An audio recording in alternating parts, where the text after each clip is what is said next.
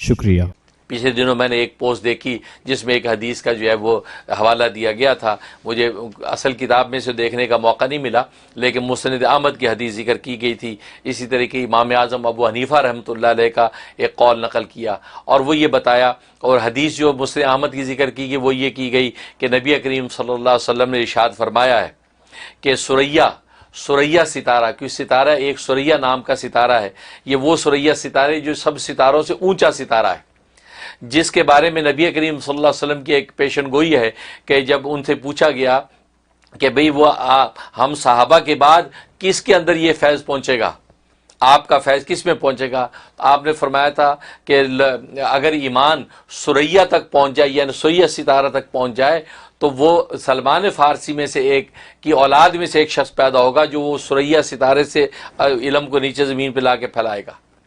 اور وہ شخص کون ہے؟ وہ شخص امام اعظم ابو حنیفہ رحمہ اللہ تعالیٰ ہے۔ چنانچہ علامہ جلال الدین سیوطی رحمہ اللہ تعالیٰ نے روایت نقل کی ہے کہ پوری امت کا اجماع اس بات پر کہ وہ شخص جس کی بشارت دی ہے نبی پاک نے کہ علم و معرفت اس کا اتنا بلند ہوگا کہ وہ پورے عالم میں پھیلائے گا، تو وہ امام اعظم ابو حنیفہ نعمان ابن ثابت ہے، اس پہ سب کا اجماع ہے۔ تو وہ سریا ستارہ ہے جو سب سے اونچا ہوتا ہے۔ تو اس کے بارے میں حدیث میں آتا ہے کہ سریا ستارہ جس صبح کو نکلے گا،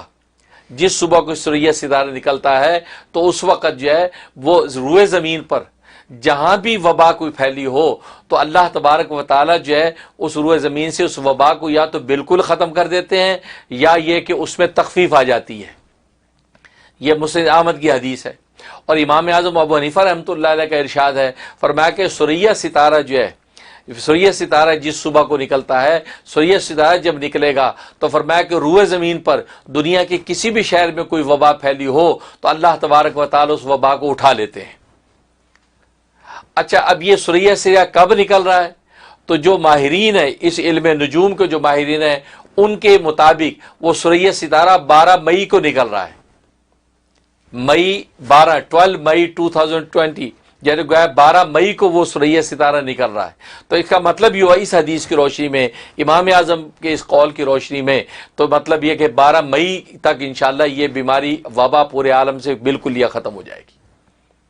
تو لہٰذا آپ جانتے ہیں کہ امریکہ کے اندر بھی انہوں نے بھی 14 مئی کی ڈیٹ دی، پہلے 1 مئی کہا تھا، پھر 14 مئی کر دیا، تو 12 مئی جو ہے ان جو ہے وہ مقدس اقوال کی روشنی میں یہ سمجھ میں آ رہا ہے کہ 12 مئی کے انشاءاللہ بیماری ختم ہو جائے گی، اور رمضان کی تقریباً 19 یا 20 رمضان غالباً بن رہا ہوگا، تو گویا کہ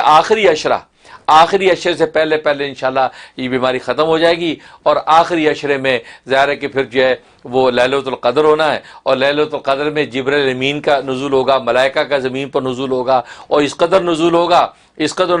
کہ اس کو لیلۃ القدر کہتے ہیں۔ قدر کا معنی تنگی کی ہے، تنگی کا مطلب ہے کہ زمین تنگ ہو جاتی فرشتوں کے لیے، پاؤں رکھنے کی جگہ نہیں ہوتی، اتنے فرشتے اترتے ہیں، تو ملائکہ اتریں اور یہاں وبا موجود ہو، یہ کیسے ہو سکتا ہے؟ اس لیے اللہ نے کہا کہ آخری عشرے سے پہلے اس وبا کا جو عملیہ میٹ کر دینا ہے، اور وہ فرشتے جب اتریں گے تو زمین پر کسی وبا کا کوئی نام و نشان نہیں ہوگا انشاءاللہ۔ اللہ تبارک و تعالیٰ خوب برکت عطا فرمائے۔ سبحان اللہ، بہت